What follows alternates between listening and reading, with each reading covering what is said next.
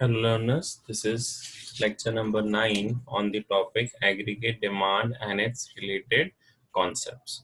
Now let us start with this lecture. In the previous lecture upon practicals कर लिए थे थोड़े बहुत. Now let us start with today's lecture. The question is here, what will happen when aggregate demand falls? अब आपके पास question ये आएगा कि इकोनॉमी में क्या चेंजेस आएंगे जब एग्रीगेट डिमांड क्या हो रहा है, फॉल हो रहा है. Okay, what will happen if the aggregate demand is falling. Okay, अपन ने बताया भी था. देन गवर्नमेंट क्या करेगी, then what the government can do. अब अगर इकोनॉमी में एग्रीगेट डिमांड फॉल हो रही है, बेटा क्या हो रहा है इकोनॉमी में, अपना एग्रीगेट डिमांड फॉल हो रहा है. So what will be the role of government in during this depression. जैसे मान के चल अभी कोरोना वायरस के कारण डिप्रेशन चल रहा है, एग्रीगेट डिमांड फॉल हो रही है. तो अगर एडी फॉल हो रहा है तो इसमें गवर्नमेंट का क्या लुकआउट है या गवर्नमेंट क्या इसमें इफर्ट डाल सकती है. Okay, so what is the role of government. So government का क्या लिखा है, must do something to increase the aggregate demand. अगर एग्रीगेट डिमांड फॉल हुआ है तो गवर्नमेंट को क्या करना पड़ेगा, गवर्नमेंट को इन्वेस्ट करना पड़ेगा पब्लिक वर्क में, ताकि जो एग्रीगेट डिमांड कम हुई है वो क्या हो जाए, बढ़ जाए. This is which views, this was views of Kaynes. Okay, public expenditure government को क्या करना पड़ेगा, इंक्रीज करना पड़ेगा. और अभी अपन ने पहले भी पढ़ा था एडी का फॉर्मूला. एडी का फॉर्मूला है बेटा सी प्लस आई प्लस जी प्लस एक्स माइनस एम. तो जो ये जी है ये गवर्नमेंट एक्सपेंडिचर ही तो है. तो अगर गवर्नमेंट एक्सपेंडिचर बढ़ जाएगा, गवर्नमेंट एक्सपेंडिचर अगर क्या हो जाएगा, इंक्रीज, तो ऑटोमेटिकली क्या हो जाएगा, एडी जो फॉल हुआ है वो भी क्या हो जाएगा, इंक्रीज. आ रहा है समझ में गौरव? Is it clear? हाँ सर. ओके, सो अगर यहाँ पे जो भी चेंज आएगा सो उसके लिए इफेक्ट क्या रहेगा बेटा, उसका सिंपल इफेक्ट यही है कि government has to increase the expenditure. Okay, now let us see aggregate demand क्या होगा. Aggregate demand will increase the level of investment. और बेटा जब इन्वेस्टमेंट इंक्रीज होती है तो ऑटोमेटिकली आपकी इनकम भी इंक्रीज हो जाती है. पर याद रखना, जो इनकम इंक्रीज होती है वो इन्वेस्टमेंट से ज्यादा इंक्रीज होती है. अब यहाँ पे अपन आगे पढ़ेंगे which is known as investment multiplier effect. See government ने इन्वेस्ट करा तो गवर्नमेंट को कुछ ना कुछ इनकम भी होगी. तो याद रखना जो भी इंक्रीज इन इनकम होगी वो इन्वेस्टमेंट से ज्यादा ही होगी. ओके, नॉर्मली इनकम जब भी इंक्रीज हो रही है, इन केस में जब भी इनकम इंक्रीज होगी तो इन्वेस्टमेंट से ज्यादा ही होगी.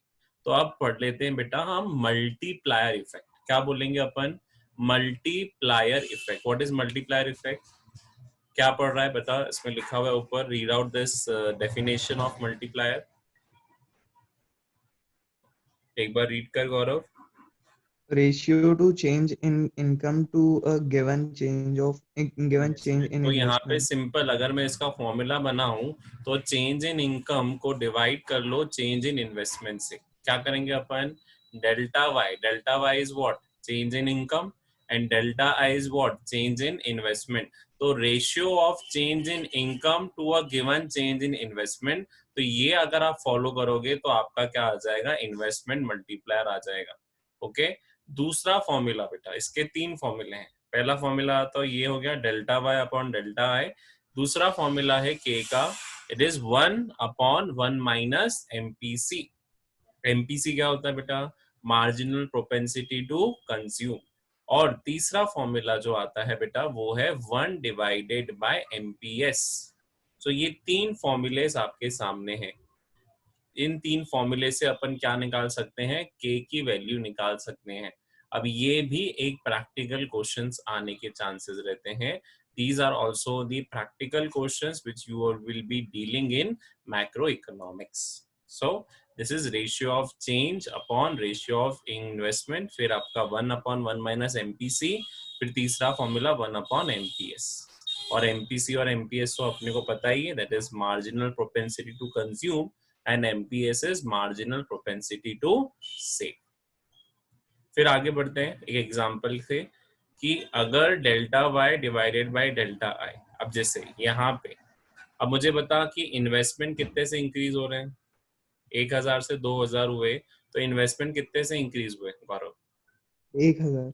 1000, तो मैं डेल्टा आई 1000 लिख सकता हूँ। अब इनकम कितने से इंक्रीज हुई वो बता मुझे। 4000। डेल्टा वाई कितना आ गया, 4000। सो अप्लाई करूं फॉर्मूले में तो मेरा पहले डेल्टा वाई ऊपर जाएगा और डेल्टा आई नीचे। सो 4000 डिवाइडेड बाय 1000, मेरा आंसर क्या बनेगा इन्वेस्टमेंट मल्टीप्लायर का? क्या बनेगा बता? फर्स्ट वाले पे तो नहीं निकलेगा, नीचे वाले पे 4000 डिवाइड बाय 1000, क्या आंसर होगा बेटा इन्वेस्टमेंट मल्टीप्लायर? सर 4। 4। सो ये आपका आंसर आ गया investment multiplier by first formula.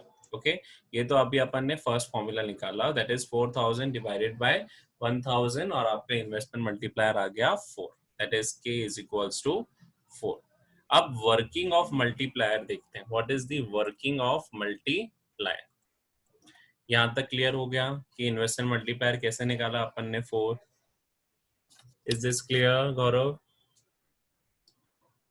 हाँ सर। चलिए, now we will understand the working of multiplier, कि आपका जो मल्टीप्लायर है वो वर्क कैसे करता है। सी, मल्टीप्लायर जो चेंज इन इनकम है वो देख आया क्यों है।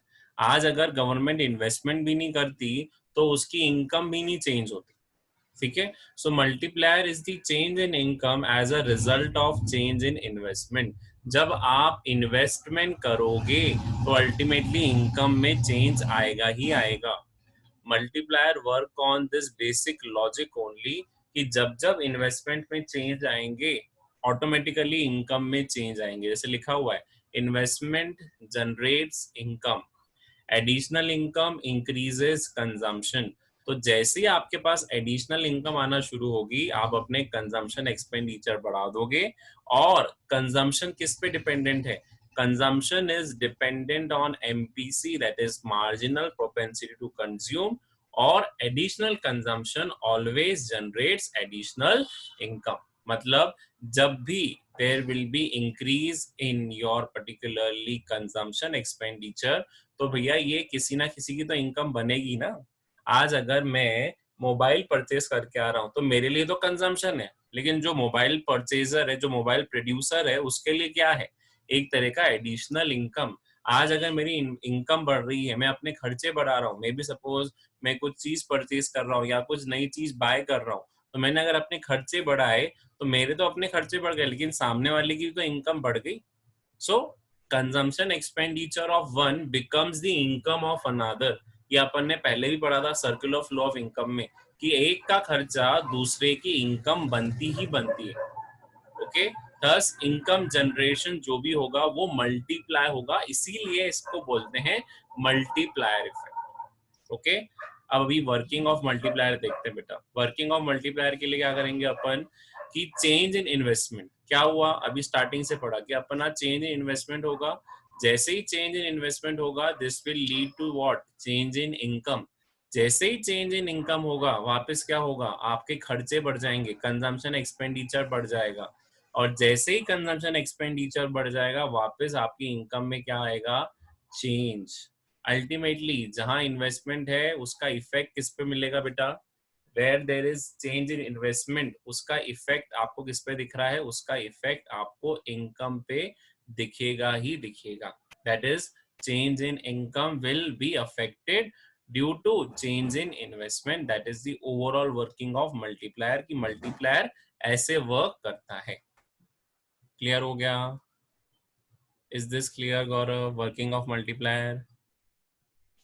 हाँ सर। दो चार समझ में आया? अब चलो एक्सप्लेनेशन से समझते हैं। लेट अस अंडरस्टैंड कि इनिशियल इन्वेस्टमेंट कितने कितने इनिशियल इन्वेस्टमेंट है? 1000 करोड़। कितने इनिशियल इन्वेस्टमेंट है? 1000। एमपीसी कितना है? टेल मी, बताओ। Rishika, you have also join, tell me MPC कितना दिख रहा है स्क्रीन पे? चलो गौरव यू टेल, एमपीसी कितना दिख रहा है स्क्रीन पे? 5। 5। 0.5। Okay, it is 0.5। तो अब क्या बोल रहा है, अगर आपके इनिशियल इन्वेस्टमेंट 1000 है, एमपीसी 0.5 है, तो देखो बेटा अब इसका राउंड करते हैं। हमारी इनिशियल इन्वेस्टमेंट तो ऑटोनोमस रहेंगी, तो वो कभी चेंज नहीं होगी। अब आप इन्वेस्टमेंट से लेके इनकम सेम मान लो 1000। आज अगर मेरे इनकम 1000 है और मेरा एमपीसी 0.5 है बेटा, तो अपन ने देखा कि 50% जो इनकम होगी वो मैं खर्च करूंगा और 50% में सेव करूंगा। अब जो मैंने इनकम सेव करी है वो मेरे पास है, वो मेरे circle of law of income में नहीं जाएगी, या मेरे बैंक्स में पड़ी रहेगी, या मेरे घर की तिजोरी में पड़ी रहेगी, जो मैंने सेव करा है। पर जो मैंने खर्चा करा है, what ever consumption expenditure I have done, what will happen in that case, वो किसी ना किसी का क्या बनेगा बेटा वापस जाके इनकम। तो ये जो 500 रुपए मैंने खर्च करे वो वापस किसी ना किसी की इनकम बन जाएगी, और यहाँ पे 500 का इनकम जनरेशन वापस होगा। अब उस सामने वाले की इनकम बढ़ गई, तो वापस अगर एमपी 0.5 है तो वो भी 250 रुपए खर्च करेगा और 250 रुपए क्या करेगा, सेव करेगा। फिर आगे बढ़ते हैं, वापस 250 रुपए अगर वो खर्च कर रहा है बेटा, सो वो 250 अगेन किसी ना किसी की इनकम बन जाएगी। फिर उसी 250 को वो वापस बाइफरकेट करेगा, 50 में होगी 0.5 क्या चल रहा है, एमपीसी चल रहा है। Okay, so this is what, ये 250 125 125, फिर वापस 125 उसकी कंजम्पशन एक्सपेंडिचर है, तो वापस क्या हो जाएगा, ये कंजम्पशन एक्सपेंडिचर उसका चेंज इन इनकम बन जाएगा, और ये वापस डिवाइड हो जाएगा 62.5 और 62.5। अब ये जो साइकिल है बेटा ये चलती रहती है, एंड दैट्स व्हाई यहाँ पे आप देखो तो यहाँ पे आपकी इनकम कंजम्पशन बढ़ जाएगा, इन कंजम्पशन 1000 तक आ जाएगा, इनकम 2000 तक आ गई और सेविंग 1000 तक आ गई। ये तब तक चलता रहता है जब तक total of consumption is equal to initial investment. Clear हुआ टेबल, ये टेबल आपको आना चाहिए बेटा, this is given in my notes also, this is the tabular presentation of investment multiplier. ये इन्वेस्टमेंट मल्टीप्लायर का टेबल है, and this is very much required when you are explaining investment multiplier, क्योंकि जब जब आप इन्वेस्टमेंट मल्टीप्लायर एक्सप्लेन करोगे आपको ये टेबल शो करना पड़ेगा। टेबल समझ में आ गया Gaurav, Rishika? Yes sir. Okay, तो वो कंजम्पशन एक्सपेंडिचर आगे जा किसी की इनकम बनेगी। याद रखना इनिशियल इन्वेस्टमेंट आप बस लोगे 1000, हम इन्वेस्टमेंट ऑटोनॉमस मानते हैं, तो इन्वेस्टमेंट में कोई भी चेंज नहीं आएगा, चेंज आएगा सिर्फ और सिर्फ आपके इनकम, कंजम्पशन और saving. Okay, so initial investment will remain 1000। अभी इसको बेटा एमपीसी से इफेक्ट पे देखेंगे। याद रखना ये फिगर्स, एक इन्वेस्टमेंट आपका 1000 है, इनकम आपकी 2000 है, कंजम्पशन 1000 और ये saving 1000। Okay, so this is the overall. अब के की वैल्यू कैसे निकालेंगे बेटा, के की वैल्यू आ जाएगी 1 माइनस एमपीसी, सो अल्टीमेटली आपकी के की वैल्यू कितनी आ गई, 2। कैसे, अपन यहाँ पे पहले सॉल्व करते हैं। के कैसे निकालेंगे, 1/1 माइनस एमपीसी, एमपीसी कितना दिया हुआ है 0.5, सो ये हो जाएगा 1 में 0.5, तो यहाँ से ही मैं डेसिमल पॉइंट हटाया, ऊपर आ जाएगा 10, सो ये हो जाएगा 5 2 10, so that is the value of investment multiplier. अब देखो एक तो ये हो गया, अब अगर मैंने एक और फॉर्मूला बताया था पहले के का, that is delta Y divided by delta I total. तो यहाँ पे देखो टोटल ऑफ डेल्टा वाई कितना है 2000, टोटल ऑफ डेल्टा आई कितना है 1000, वापस आपकी जो वैल्यू इन्वेस्टमेंट मल्टीप्लायर की आएगी वो कितनी आएगी 2। So that is the overall value of investment multiplier from both the formulas. Okay, दोनों फॉर्मूले से आपका आंसर क्या आएगा, 2 ही आएगा, that is delta y divided by delta I, and you will be getting your answer investment multiplier as 2. Okay, so this is the overall effect। जब भी आपको क्वेश्चन आए बेटा इन्वेस्टमेंट मल्टीप्लायर का, याद रखना आपको हमेशा टेबुलर प्रेजेंटेशन देना ही देना है। और इसके पहले जो मैंने एक स्लाइड वो दिखाया था आपका सर्कुलर ऑफ फ्लो और डायग्राम, कि change in investment will lead to change in income, फिर change in income will lead to change in consumption, and again change in consumption will lead to change in income, and again change in income will lead to change in investment. तो ये circular flow वापस बन जाता है, और ये continue जब तक चलता रहेगा जब तक इन्वेस्टमेंट और कंजम्पशन क्या नहीं हो जाए, इक्वल नहीं हो जाए। Okay, so this was the tabular presentation and working of investment multiplier। इसको हम अभी ग्राफ में देखें तो ग्राफिकल प्रेजेंटेशन में मैंने बोला था इन्वेस्टमेंट कांस्टेंट है, इन्वेस्टमेंट में कोई चेंज नहीं है। See but income is increasing, income आपकी इंक्रीज हो रही है from this level to this, तो what will be the effect कि आपकी income and investment. Now see, जैसे ही मैंने पहले 100 से 120 पे गया तो यहाँ पे चेंज इन इन्वेस्टमेंट कितना हो रहा है 20, और वहीं चेंज इन इनकम उसका इफेक्ट कितना हो रहा है, change in income is by 100। तो अगर मुझे इन्वेस्टमेंट मल्टीप्लाई निकालना है so change in income upon change in investment, change in income is by 100 and change in investment is by 20, सो ये हो जाएगा 25 जा 100। सो आपका इन्वेस्टमेंट मल्टीप्लाई कितना आ गया बेटा इस केस में, investment multiplier in this case will be 2। आया graphical presentation? Gaurav and Rishika, is it clear? Yes, sir. Okay, so ये that is graphical presentation, that is 100 upon 20, आपका investment multiplier आ गया 5. Okay, so this is the overall graphical presentation. Now what are the features of multiplier? Multiplier हमेशा associated रहेगा किससे? It will be always associated with change in investment. जब तक investment में change नहीं आएगा तब तक आपके इनकम में चेंज नहीं आएगा। मैंने वहां पे फ्लो बताया था कि सबसे पहले स्टार्टिंग ही इन्वेस्टमेंट से होती है, डेल्टा आई से स्टार्ट होता है, फिर ये डेल्टा वाई पे जाता है, फिर ये डेल्टा सी पे जाता है, और फिर अगेन ये डेल्टा वाई पे आके वापस सर्कुलर फ्लो डेल्टा आई पे शिफ्ट हो जाता है। Second, the size also depends on MPC and MPS. क्यों? क्योंकि एक फॉर्मूला बताया था K वो K is also equals to 1 upon 1 minus MPC। तो जैसा MPC रिएक्ट करेगा वैसे इन्वेस्टमेंट मल्टीप्लायर रिएक्ट करेगा, और वापस एक और फॉर्मूला है इसका K is equals to 1 upon 1 by MPS। सो यहाँ पे जो MPS का इफेक्ट होगा वही K का इफेक्ट होगा। Working can be in both forward and backward direction. तो सिंपल समझो, आज अगर मैं इन्वेस्टमेंट कम करूंगा तो मेरी इनकम बढ़ने की जगह कम हो जाएगी।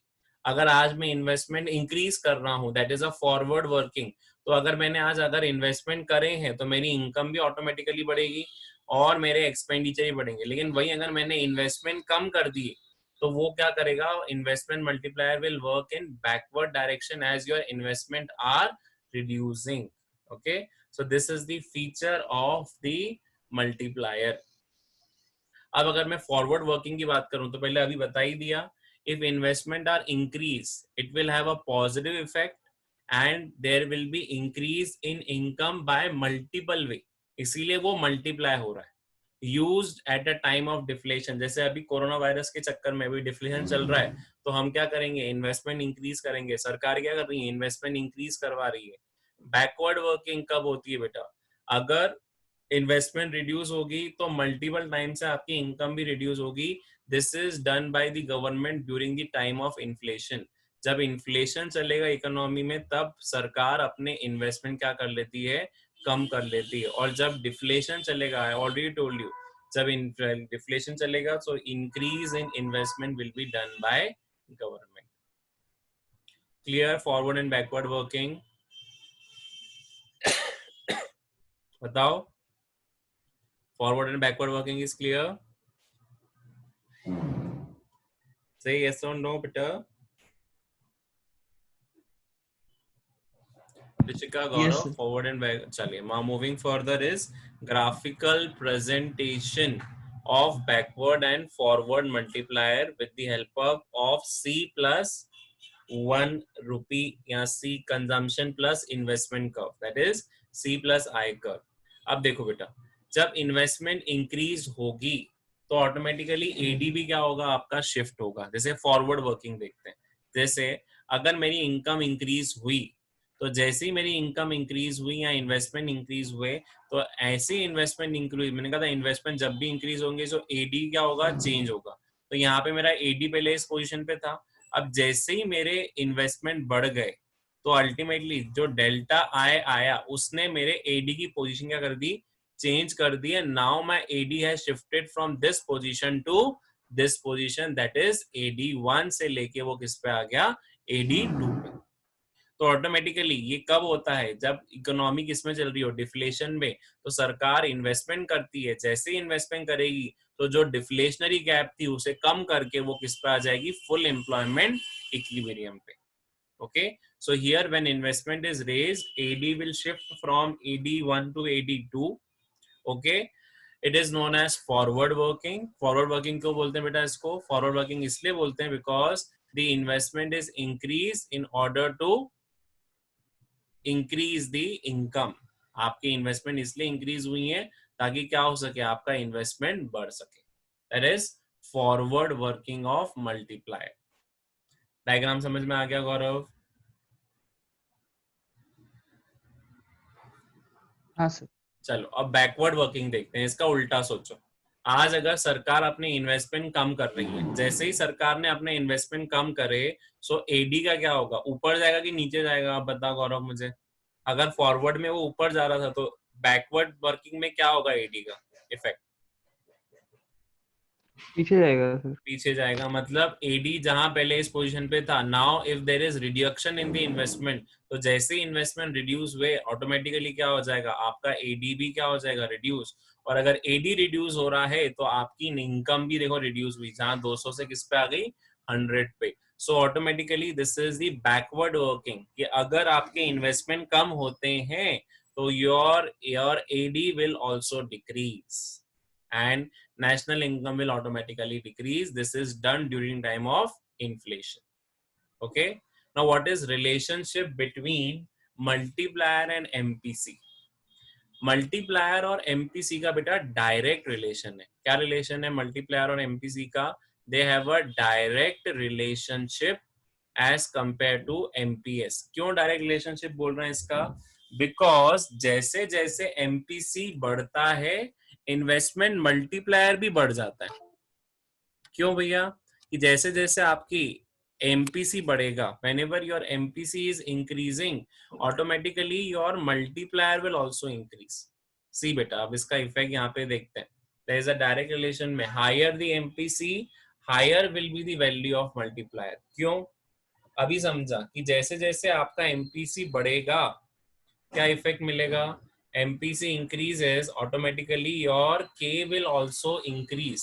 जैसे यहाँ पे देखो इफेक्ट, अगर MPC 0 है तो ये आ जाएगा 1/1 माइनस 0, तो आपके K की वैल्यू कितनी हो जाएगी? 1/1 माइनस 0, K की वैल्यू आ गई 1. पर वहीं अगर मैं देखूं, अगर MPC की वैल्यू मैंने 1 रख दी तो वो सीधा किस पे आ जाएगा? K is equals to 1/1 minus MPC. So 1/1 minus 1 that will be equals to 0. So 1/0 answer क्या आ जाएगा आपका? इनफाइनाइट. तो सिंपल इफेक्ट कि जैसे ही एमपीसी बढ़ गया आपका इम्पैक्ट क्या हो गया? के की वैल्यू क्या पहुंच गई? Infinite. Okay, so minimum and maximum value of multiplier यहाँ पे आप समझ सकते हो कि minimum value of multiplier is 1. जब एमपीसी किस पे था? 0 पे. अभी अपन ने देख लिया. What about the maximum value? Maximum value of multiplier is infinite. कितनी भी हो सकती है क्योंकि वो डिपेंडेंट नहीं है, क्योंकि मल्टीप्लायर इफेक्ट है, कितना भी आ सकता है. So maximum value of multiplier is not defined. Now what is relationship between? See, अभी उसको और एक्सप्लेन कर लिया कि अगर 1 था तो आपका इनफाइनाइट था.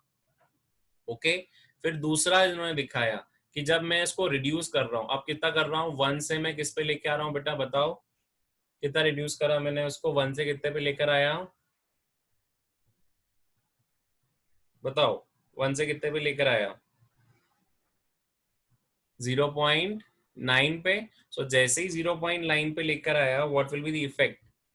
K here is now 1 minus 1/0.9. So 1 minus 1/0.9 आपकी K की वैल्यू आ गई इनफाइनाइट से 10. फिर जैसे ही और MPC रिड्यूस करा, 0.75 पे लेकर आया, तो ये कितना आ जाएगा? K is equals to 1/1 minus 0.75. तो K की वैल्यू और कम हो गई, वो 4 पे आ गया. ऐसा तब तक चलता गया जब तक वो उसकी वैल्यू किस पे नहीं आ जाएगी, जब तक उसकी वैल्यू 0 पे नहीं आ जाती है. तो जैसे जैसे बेटा MPC रिड्यूस होगा आपका K भी क्या हो रहा है? Reduce. Okay, so this is the overall effect कि आपका relationship with K and MPC is like that. आ रहा है समझ में गौरव?